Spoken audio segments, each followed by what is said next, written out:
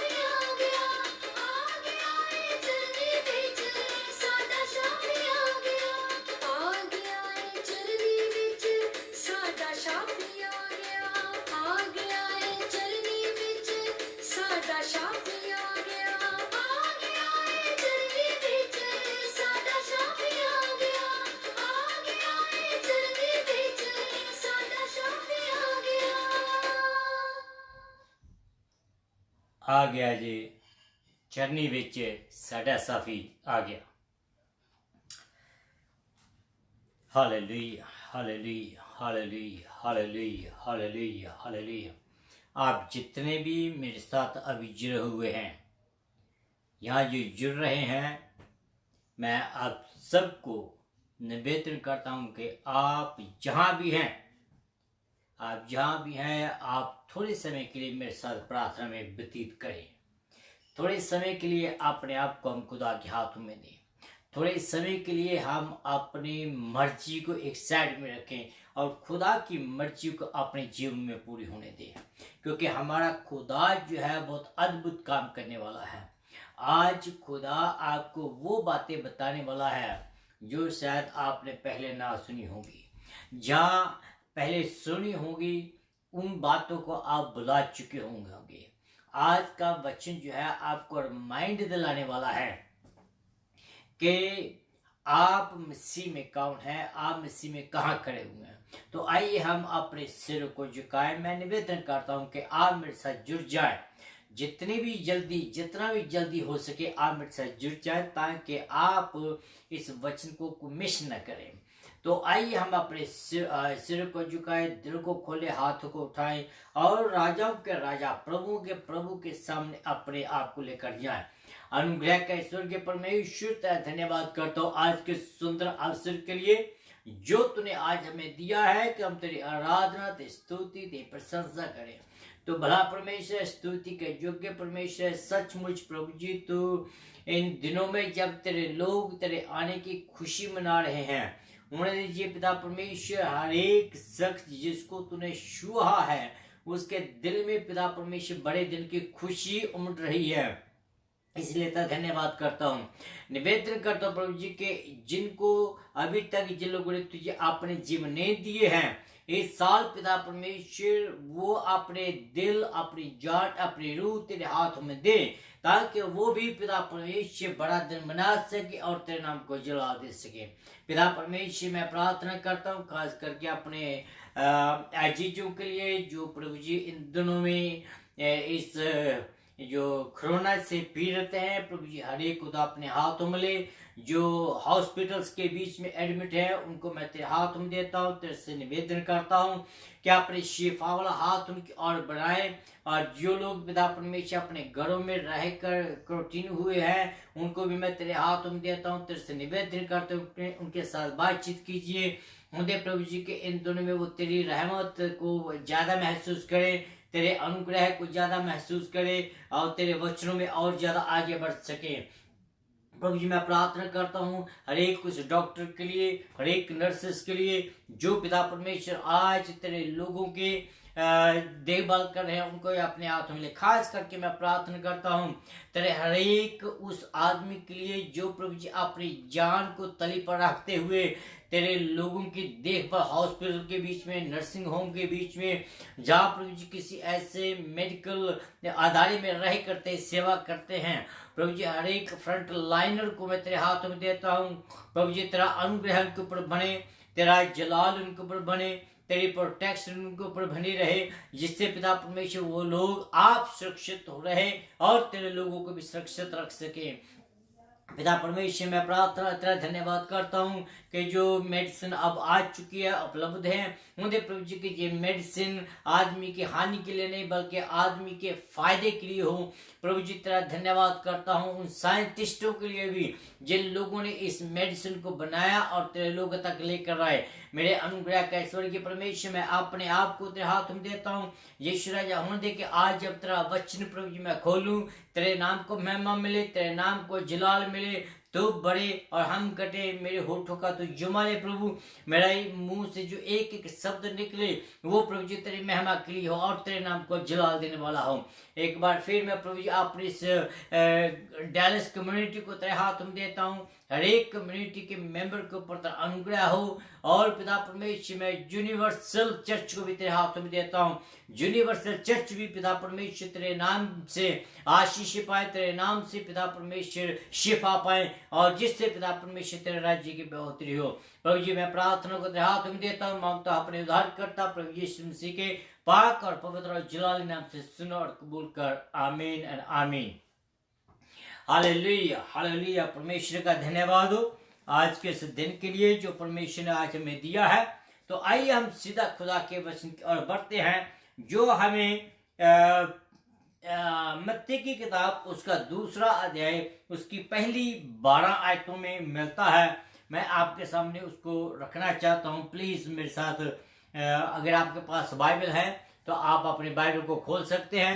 अगर आपके पास हिंदी है, पंजाबी है, किसी भी लैंग्वेज में है तो आप मेरे साथ खोल सकते हैं।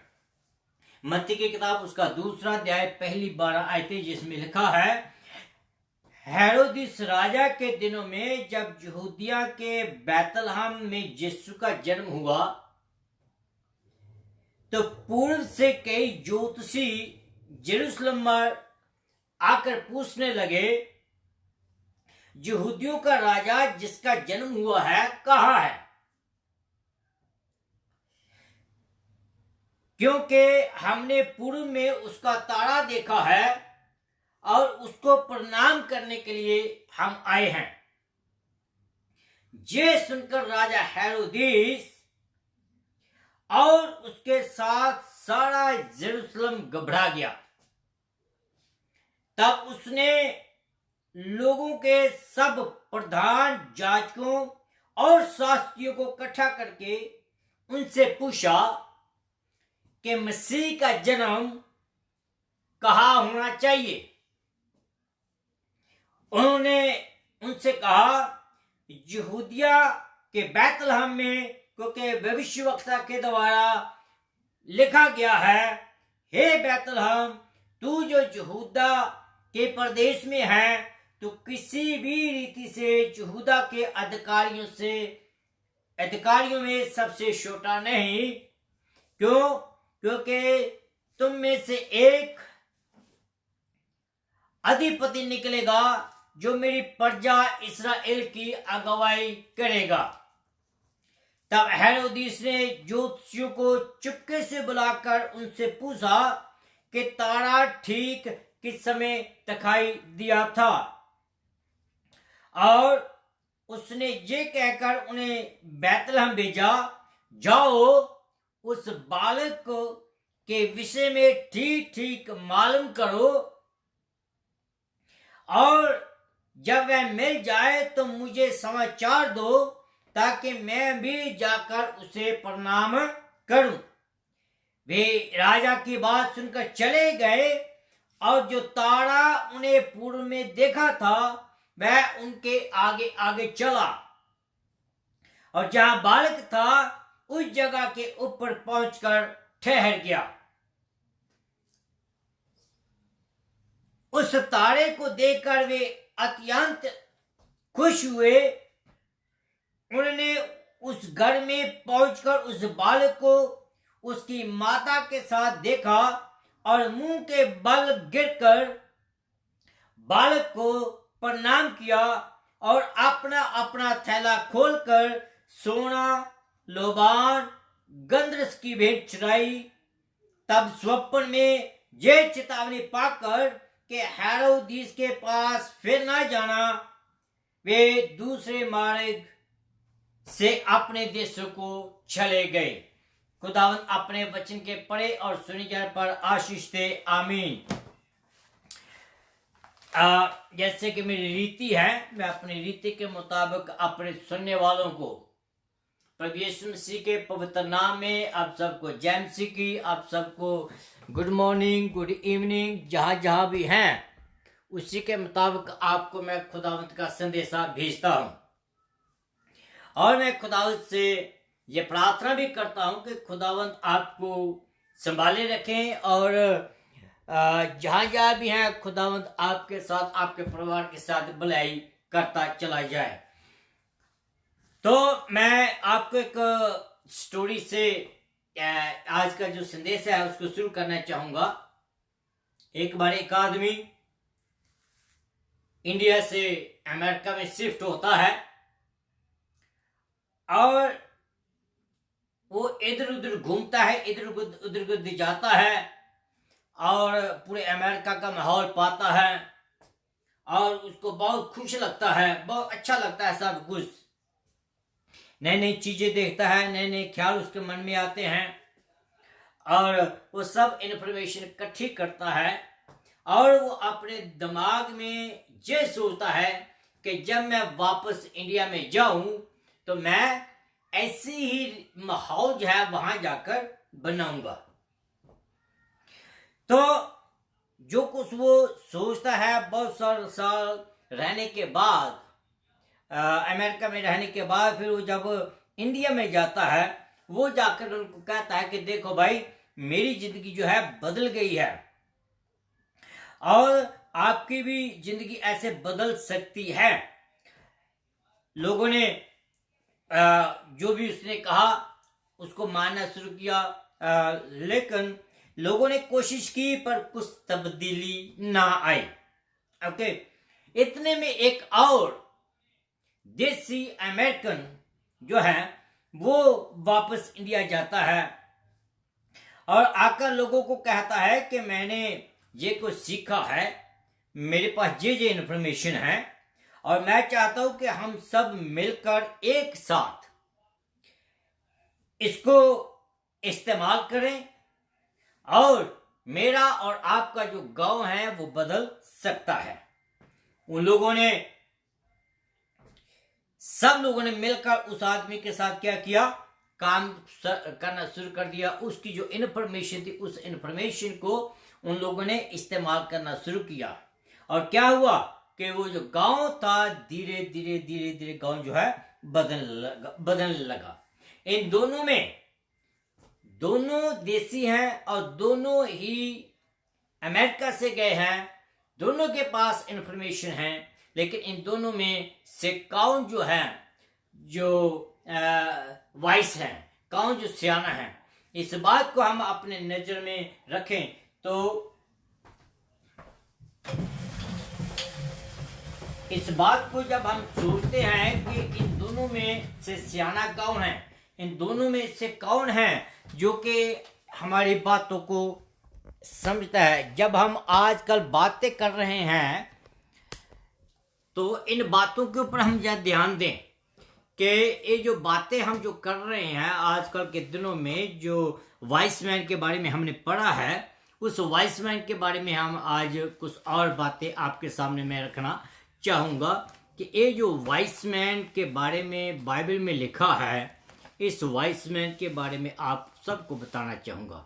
बहुत बहुत बढ़िया जो संदेशा है और इस संदेश को आप मेरे साथ सुने और इसको आप बड़े अच्छे रीते से जो है इसको, सॉरी मैं थोड़ा जा अपने एडजस्ट कर रहा हूँ, तो मुझे यकीन है कि आप लोग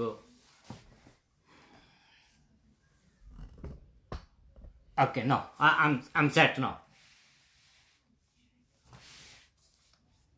ओके नो। तो हम वाइस मैन के बारे में बात करते हैं कि इन दोनों में से वाइस कौन है, इन दोनों में से समझदार कौन है। तो ये बातें हम कर रहे थे। ये जितने भी मजूसी हैं, मजूसियों के बारे में बातचीत करती है। मजूसी जो थे उनके बारे में हम बातचीत करेंगे। बहुत अच्छा सवाल है और इसका जो वाइस मैन का जो मीनिंग है और वो कहाँ से ये शब्द आया और कहाँ ये गया, इब्रानी भाषा में इसको हम कहते हैं मैगाई, मैगी। और ये जो वर्ष, जो शब्द है पर्शिया से आता है और इस ये जो लोग हैं ये तारों की स्टडी में माहिर हैं। ये लोग जो हैं वो तारों की स्टडी में माहिर हैं और ये दूसरे शब्द में मैं कहूँ तो ये जो लोग हैं ये PhD डॉक्टर मैं इनको कह सकता हूँ। They are well educated, well known people और इनको बहुत तारों के बारे में नॉलेज है। तो जैसे हम पिछले दिनों में या पिछले सालों में ये सुनते आए हैं मजूसियों के बारे में, तो हमें मालूम नहीं कि कितने मजूसी थे। ये बात तो सच है। We do not know how many are because it's not clear. हमें ये क्लियर नहीं बताया गया कि कितने मजूसी थे, लेकिन इतना हमें मालूम है कि बहुत सारे जो मजूसी है वो चले और कुछ महीनों के बाद वो जो मजूसी हैं वो यरूशलेम में बैतलहम में आए। तो इन यहूदियों के बारे में हम थोड़ा अगर थोड़ा डीप जाएं तो हमें पता चलता है, जो इनकी जो स्टडी है, वचन में लिखा है, वचन में तो नहीं कहता है कि बहुत सारे थे, लेकिन अकाउंट से पता चलता है कि वो 3 थे। तो इनके अकाउंट के बारे में देखें तो पहली बात हमें पता चलता है कि God revealed his purpose to wise man. खुदा ने अपना जो उद्देश्य था इन वाइस मैन के ऊपर जाहिर किया। उन लोगों ने खुदा के जो उपदेश था को अपनी ताकत या अपने हाई एजुकेशन या अपने नॉलेज से नहीं जाना या नहीं पाया, पर खुदा ने अपनी अनुग्रह, अपनी दया, अपनी आशीष के द्वारा उनको दिया था। ये विद्या जो उन लोगों ने पाई, उस विद्या को उन लोगों ने खुदावंद यीशु मसीह के बीच में होते हुए उनको इस्तेमाल किया, और इस्तेमाल उसने इस कदर किया कि वो अपने उद्धारकर्ता के बारे में उन लोगों ने जाना इस तारों की स्टडी के द्वारा। आज हम बहुत बार अपनी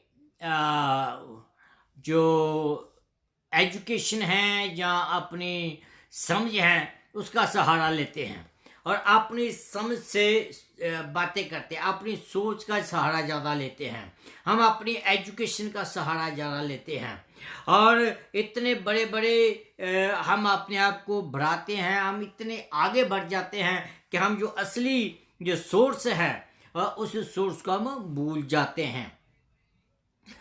हम इतने बढ़ जाते हैं कि हम सोचते हैं कि आज की जो बात है, जो कल वाले की जो बात होने वाली है, उसका हमें आज ही पता चलता है कल क्या होगा। जैसे कि आजकल के जो वेदर सिस्टम है, वेदर सिस्टम को एक हफ्ता पहले ही, 2 हफ्ते पहले बता दिया जाता है कि क्या होगा। ये हमारी जो विद्या है, ये विद्या के मुताबिक है।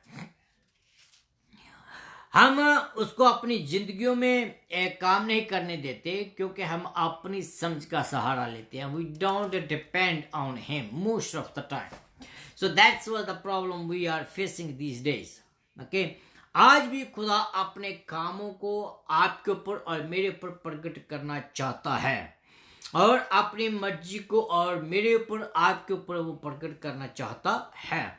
अगर हम अपना गुरूर को छोड़कर, हम अपने जो मैं है उसको छोड़कर, हम अपनी सोच को छोड़कर खुदावंत की ओर जब बढ़ते हैं तब ऐसा कम होता है।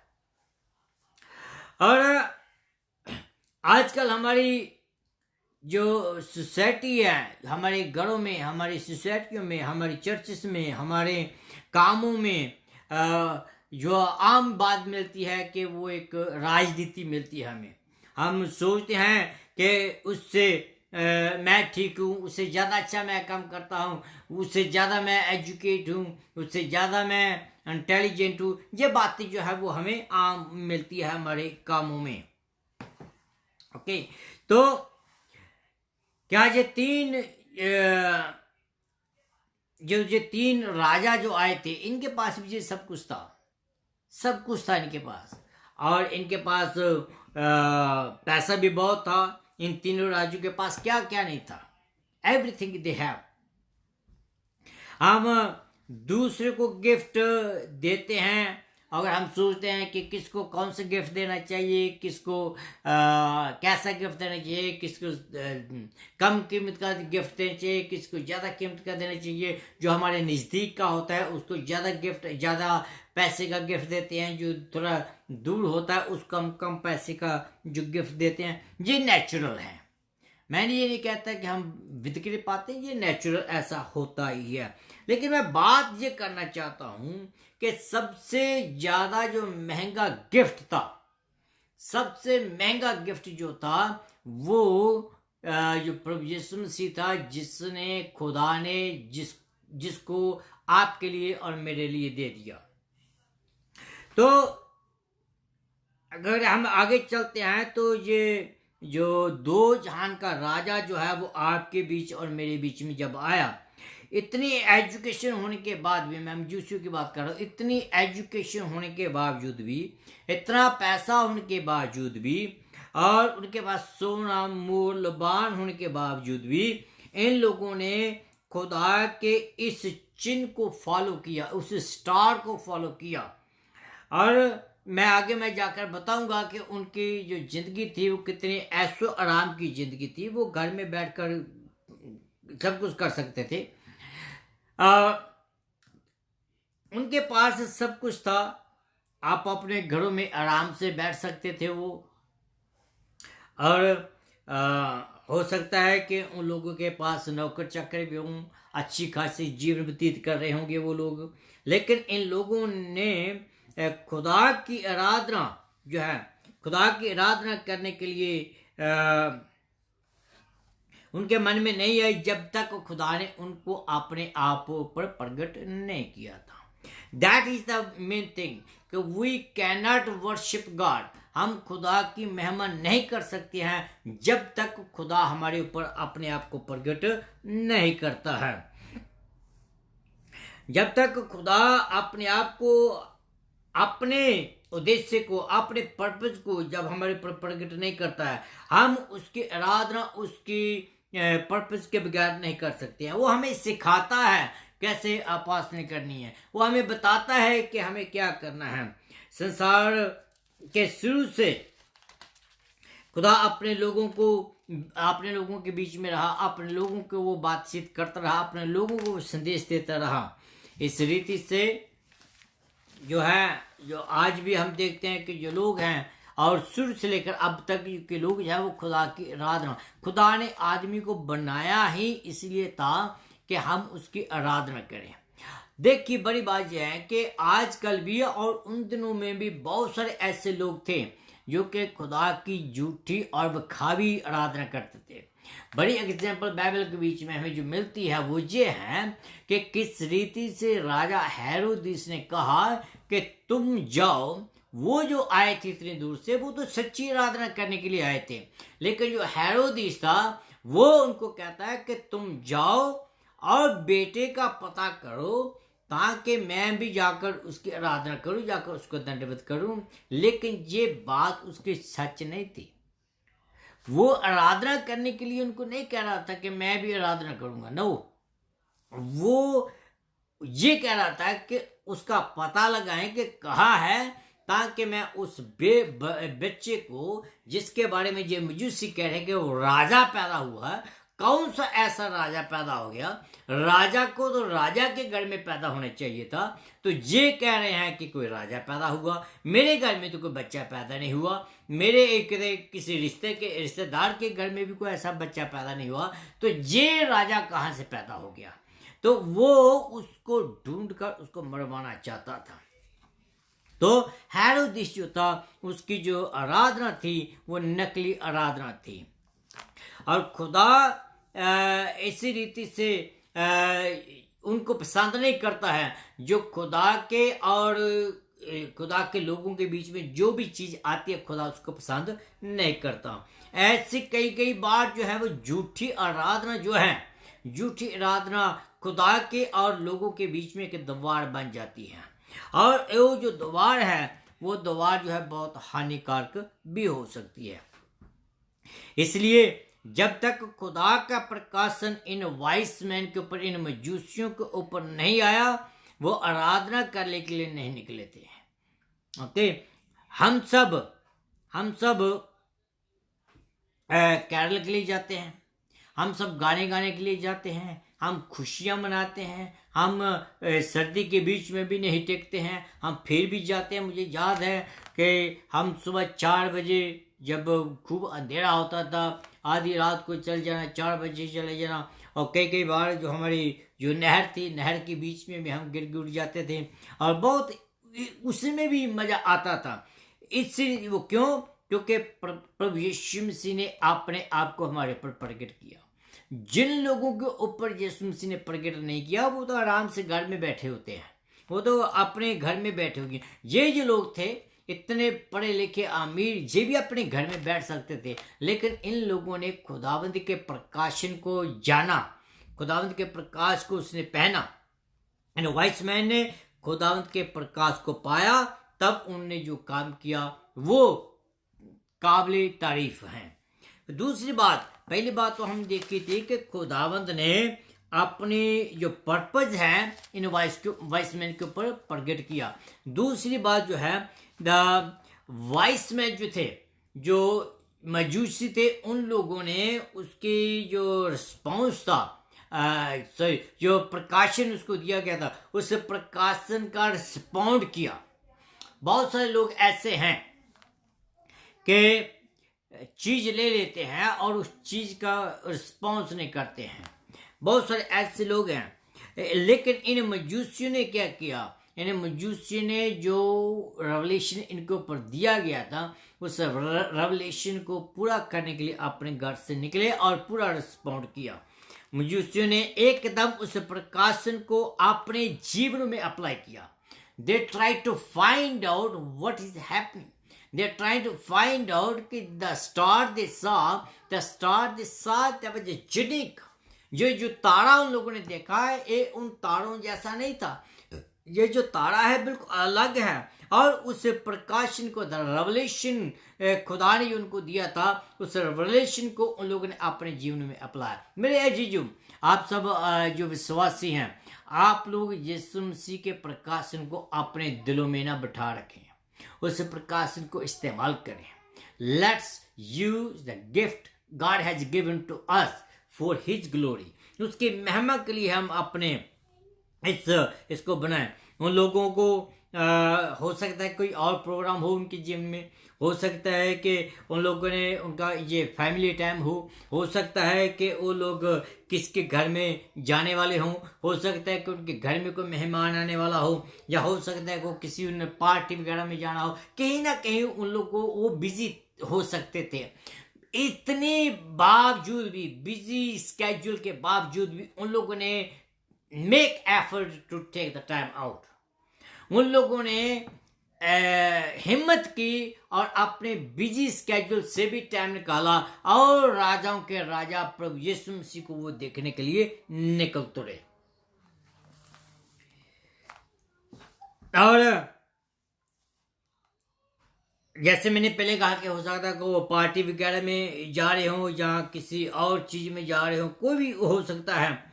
जिंदगी का मकसद ही जो है वो उनकी जिंदगी का मकसद ही चेंज हो गया।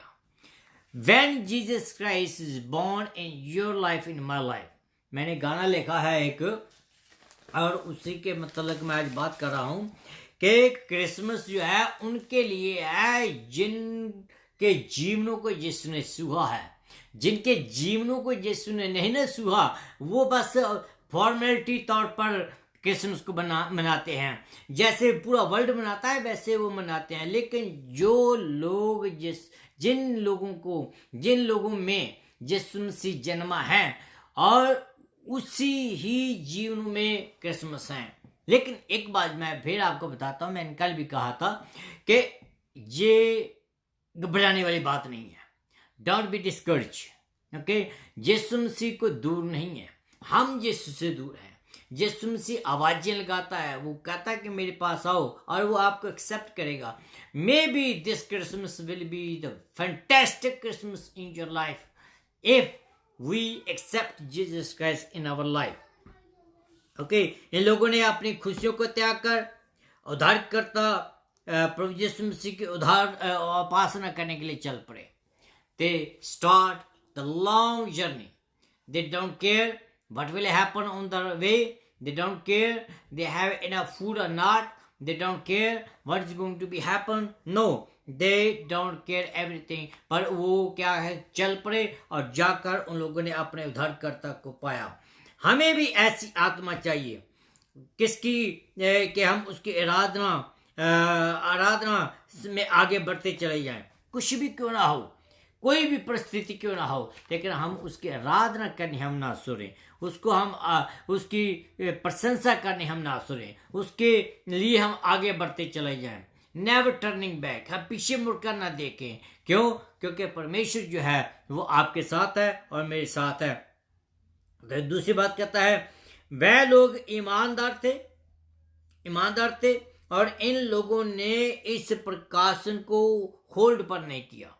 उन लोगों ने इस प्रकाशन को जा पा लिया। कभी कभी हम क्या करते हैं, कोई चीज़ जो हमारे में आती है, जैसे को काम करना है, तो हम उसको क्या करते हैं, हम उसको होल्ड में पा देते हैं, चलो आज निकल कर लेंगे। ऐसी बात नहीं हुई थी। ये लोग जो थे बिल्कुल ईमानदार थे, और जैसे इन लोगों के ये प्रकाशन मिला, they just start working, they apply that things right away. उन लोगों ने अपने आप को रोका नहीं। जैसे मैंने पहले भी कहा था कि अगर कोई भी चीज मेरे और खुदा के बीच में आती है, वो आइडल है, वो मूर्ति है। चाहे वो बच्चे हैं, चाहे वो मेरे घर वाले हैं, चाहे कोई मेरा बिजनेस है, चाहे कोई पैसा है, चाहे मेरा भाई है, चाहे कोई मेरी माँ है, कोई भी ऐसी चीज जो कि मेरे और मेरे प्रभु के बीच में आता है, वो आइडल है। लेकिन इन लोगों ने कुछ भी अपने बीच में आने नहीं दिया। इन लोगों ने सब कुछ बुलाकर आगे बढ़ गए और परमेश्वर की आराधना करने के लिए वो लंबी यात्रा पर चले गए। और मेरे ख्याल में मैं कहता हूं कि सबसे लंबी यात्रा यही थी उस समय के लिए। अपने मालक, अपने उद्धारकर्ता, अपने स्वामी की आराधना करने के लिए निकल तुरे। मेरे अजीजों, आप कहाँ हैं? हम अपने आप को सोचें, क्या हम आज उसकी आराधना के लिए निकलते हैं या नहीं निकलते हैं? क्या हम ठंड से डरते हैं या क्या है? क्या हम किस बात से डरते हैं? आज हमें डरने की जरूरत नहीं है। क्यों? क्योंकि परमेश्वर हमारे साथ। हाँ, प्रकाशन लेने की जरूरत है, प्रकाशन लेने की जरूरत है। क्यों? क्योंकि ये हमारा कर्तव्य है। खुदा ने हमें बुद्धि दी है, खुदा ने हमें समझ दी है, तो जो खुदावंद ने दिया है उसको हम इस्तेमाल जरूर करें। पहली बात तो हमने देखा था कि खुदावंद ने अपने पर्पज को उनके ऊपर रिवील्ड किया। दूसरी बात देखी थी कि जो कुछ उनके ऊपर रिवील्ड हुआ था उसका रिस्पॉन्ड जो है खुदावंद मजूसी ने दिया। ठीक है। तीसरी बात जो है, खुदा ने उनकी ईमानदारी को ऑनर किया। Okay, let me tell you one thing, God never hold what you deserve. खुदा जो है आपकी मेहनत का फल जो है वो कभी भी आपसे नहीं रखता है। आपकी मेहनत का फल जो खुदा वो जरूर देता है। Doesn't matter what sense he gave, किसी भी रीति से वो दे, लेकिन खुदा जो है वो आपके जो मेहनत का फल है वो जरूर देता है।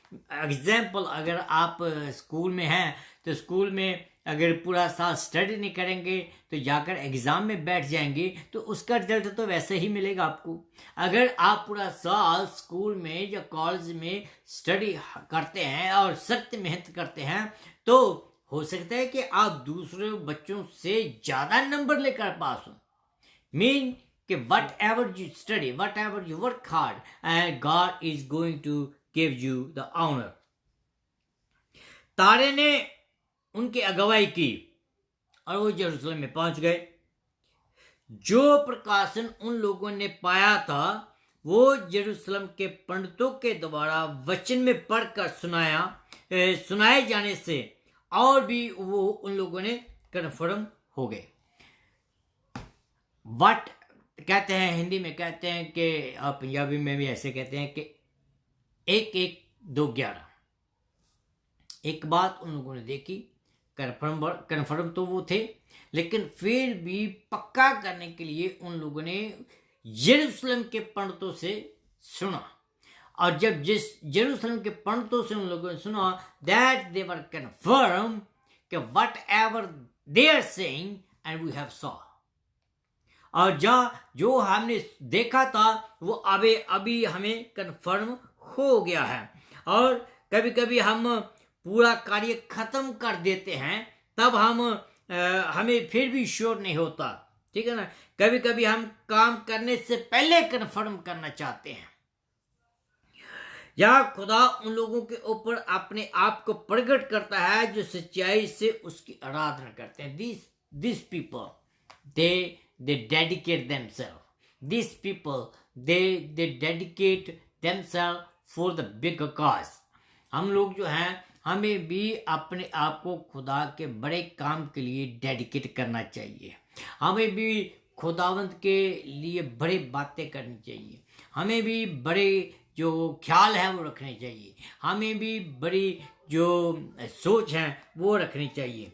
जैसे मैं फिर कहता हूँ कि अगर मेरे और खुदा के बीच में कोई चीज़ आती है तो that is a sin, that is adultery, and that is not, God is not going to be honour. Okay, Herod आराधना करने का दिखावा कर रहा था, जैसे मैंने पहले कहा, जो मैंने आपको पहले बता दिया था, वो आराधना करने का बहाना बना रहा था, लेकिन खुदा ने अपने प्रकाशन को उस पर प्रकट नहीं किया। बात मैं कहता हूं, बड़े ध्यान से सुनिएगा। कभी कभी हम खुदा के घर में बैठे रहते हैं और हम खुदा के भेदों को नहीं जानते हैं। कभी कभी हम खुदा के घर में जाते हैं लेकिन अपने आप को धोखा देते हैं।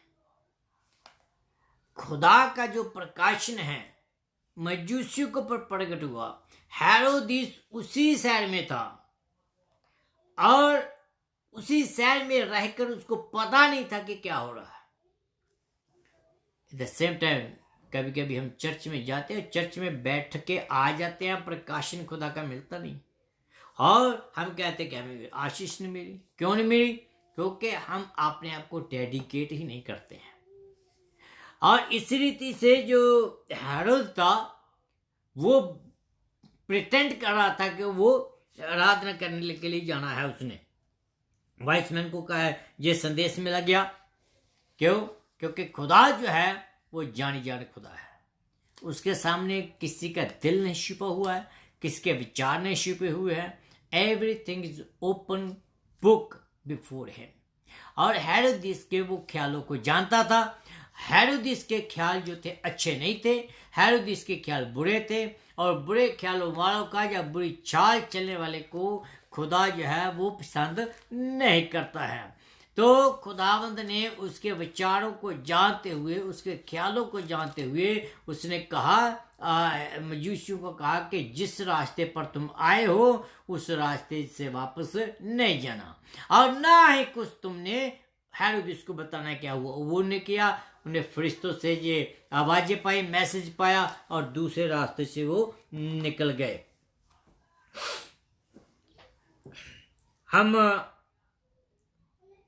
हम कहां तक जा सकते हैं उसकी आराधना करने के लिए? क्या हम किस अमेरिकन देशी के जैसे हैं? उस देशी के जैसे जिसके पास मटेरियल था, जिसके पास इंफॉर्मेशन थी, लेकिन उस इंफॉर्मेशन को उन लोगों ने सही रीति से इस्तेमाल नहीं किया? या हम उस देशी के जैसे हैं, अमेरिकन देशी के जैसे, जिसके पास इंफॉर्मेशन थी, जिसके पास जो कुछ पहले देशी के साथ पास मटेरियल था वही मटेरियल दूसरे के पास था, लेकिन पहले वाले ने उसको इस्तेमाल नहीं करना आया, लेकिन जो दूसरे वाला है उसको इस्तेमाल करना आया। इन दोनों में से आप किसके जैसे हैं? आपके पास मटेरियल है, आपके पास बाइबल है, आपके पास पादरी हैं, आपके पास सब कुछ है, आपके पास पवित्र आत्मा है, तो आप उसको किस रीति से इस्तेमाल करते हैं? पहले देशी जैसे या दूसरे देशी जैसे? तो मैं आपको ये कहूँगा कि आप दूसरे देशी जैसे हो, जिसके पास सब कुछ था, लेकिन उसने बड़ी समझदारी के साथ अपने दूसरे लोगों के साथ शेयर किया, अपने दूसरे लोगों को साथ लेकर गया, और उस मकसद को उन्होंने पूरा किया जिस मकसद के लिए उसने जो इन्फॉर्मेशन इकट्ठी की थी। जब आप प्रार्थना करते हैं, हमारे मनों में क्या चल रहा होता है? हमारे बच्चे, हमारे घर, हमारे काम, हमारे पैसा, ये सब कुछ चल रहा होता है, लेकिन हम इन सबनों को थोड़े समय के लिए त्याग कर अपने ध्यान खुदा की ओर लगाएं और हम खुदा से डेडिकेट अपने आप को करें, तो वो हमारी प्रार्थना को सुनता है। हम ये सब इसलिए करते हैं क्योंकि हम सचमुच खुदा की आराधना करते हैं। हम सचमुच खुदा की हमें जरूरत होती है, और वो खुदा दूर नहीं है, हम उससे दूर हैं। वो खुदा आपके और मेरे नजदीक है। या हम उसकी आराधना करते हैं या नहीं करते हैं? क्या हम सिर्फ उसके वादों को पा लेते हैं और वो वादों को पाकर हम उसको भूल जाते हैं? अगर हमें खुदा के वचन को समझना है तो हमें उस स्टार चाहिए। वो स्टार जो है वो हमारी अगुवाई करे। वो स्टार कौन है? प्रभु यीशु मसीह। वो स्टार जो आपकी ज़िंदगी बदल सकता है। वो स्टार जो आपके पूरे परिवार की ज़िंदगी बदल सकता है। वो स्टार जो आपके फाइनेंसिस बदल सकता है। वो स्टार जो आपके घर में नई नई चीज़ें दे सकता है। But we have to follow the star. We have to follow the star. The star is a living Jesus Christ. In our worship, हमारी जो जो जो आराधना है वो कैसी है? वो हमारी आराधना दिल से है या हेरोदिस जैसे दिखावी है? क्या या इन मजूसियों जैसे सच्ची आराधना है जिन लोगों ने किसी चीज़ की परवाह नहीं की, आगे बढ़े और बड़ी लंबी यात्रा करके वो आगे बढ़ते चले गए? इन जो कुछ खुदा ने उनके ऊपर रिवील्ड किया था उसको उन लोगों ने अपने जीवन में अप्लाई किया। क्या हम मजूसियों के जैसे जो कुछ हमें खुदा कहता है उसको हम जल्दी से रिस्पॉन्स करते हैं या नहीं? जो गडरिये थे, गडरियों ने क्या किया था? जो कुछ उन लोगों ने सुना, जो कुछ उसने देखा, वो एकदम वहां से उठे, अपनी भेड़ों की परवाह नहीं की और क्या किया? जल्दी से चले गए यरूशलेम और जाकर बैतलहम में जाकर क्या किया? उन लोगों ने जो कुछ सुना था, जो कुछ पाया था, वो जाके वहां पाया। इसी रीति से मैं कहता हूं कि doesn't matter what circumstances is, जब खुदा आपको कुछ करने के लिए कहता है, so don't worry, don't take too long, don't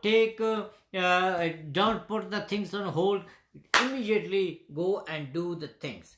And we will learning more and more about God, and then God will reveal more and more things. Now again I'm telling you, आपके पास पादरी हैं, आपके पास Bible है, आपके पास पवित्र आत्मा है, इन सब सोर्सों को हम इस्तेमाल करें। और मैंने जैसे पहले कहा शुरू में कि अगर यीशु मसीह आपके जीवन में जन्मा है तो आपका बड़ा दिन है, अगर नहीं है तो हम भी हेरोदिस के जैसे बड़ा दिन मनाना चाहते हैं। जिन रूहों को खुदा ने छुआ है बड़ा दिन उनके लिए ही है। जिन रूहों को खुदा ने छुआ है बड़ा दिन उनके लिए है। बाकी तो हम दूर खड़े हैं और सोचते हैं कि खुदा हमारे पास है। नहीं, खुदा मेरे और आपके पास है। हमें खुदा के पास जाने की जरूरत है। खुदावंद इन वचनों के साथ आप सबको बरकत दे। आइए हम अपने सिर को झुकाएं, दुआ में जाएं। अनुग्रह का स्वर्गीय परमेश्वर तेरा धन्यवाद करता हूँ आज के सुंदर अवसर के लिए जो तूने हमें दिया है कि हम तेरी आराधना, तेरी स्तुति, तेरी प्रशंसा करें। तू भला परमेश्वर, स्तुति के योग्य परमेश्वर है। धन्यवाद करता हूँ इन वचनों के लिए। होने दीजिए पिता परमेश्वर के हम तेरे रेवलेशन को पाएं। होने दीजिए कि हम पिता परमेश्वर तेरे रेवलेशन को पाकर उसको रिस्पॉन्ड करें। और पिता परमेश्वर हमारी इस काल के द्वारा प्रभु जी तू हमें ऑनर करें। मेरे अनुग्रह का ईश्वर के परमेश्वर एक बार फिर मैं अपने सुनने वालों को तेरे हाथ में देता हूँ। हरेक के ऊपर तेरा बहुत तायद से बरकत वाला हाथ हो। मैं अपने परिवार को तेरे हाथ में देता हूँ। उनके प्रोटेक्शन पिता परमेश्वर तू है। तू हमारे छिपने की जगह है। तू हमारा दृढ़ है। तू हमारी चट्टान है पिता परमेश्वर। ओ पिता परमेश्वर होने दे कि तेरा पवित्र लहू हमारे जीवनों को ढांप ले ताकि प्रभु जी हम तेरे में कवर हो सकें। और प्रभु जी किसी भी किस्म से हमें खौफनाक चीज हमारे सामने न आए, बल्कि हर एक चीज यीशु के नाम से दूर चली जाए, बल्कि यीशु की बरकतें हमारे ऊपर आती रहे, यीशु का प्रकाशन हमारे ऊपर आता रहे, हम उसके प्रकाशन में चलते रहे। खुदावंद तेरा धन्यवाद इन बातों के लिए जो तेरे हमें दी है और सिखाई है। इन बातों का हम अप्लाई भी करें अपने जीवन में। प्रभु यीशु मसीह के पाक और पवित्र जलाली नाम से इस प्रार्थना मांगता हूं, सुन और कबूल कर। आमीन एंड आमीन। हालेलुया। खुदावंद का एक बार फिर मैं धन्यवाद करता हूं कि खुदावंद ने मेरे द्वारा आपसे बातचीत की है। अगर किसी को किसी चीज़ की ज़रूरत है या गाइडेंस की ज़रूरत है तो आप मुझे कॉल कर सकते हैं। मेरा नंबर है 2149141206। जो सवाल हो उस सवाल का भी हम समाधान निकालेंगे, जवाब देंगे पवित्र आत्मा के द्वारा और बाइबल में से। और फिर नेक्स्ट सैटरडे 8 बजे में आपसे फिर मुलाकात होगी। तब तक के लिए happy merry Christmas and happy new year आप सबको हमारे द लिविंग वाटर प्रोग्राम और मेरे पूरे परिवार की तरफ से जय मसीह की।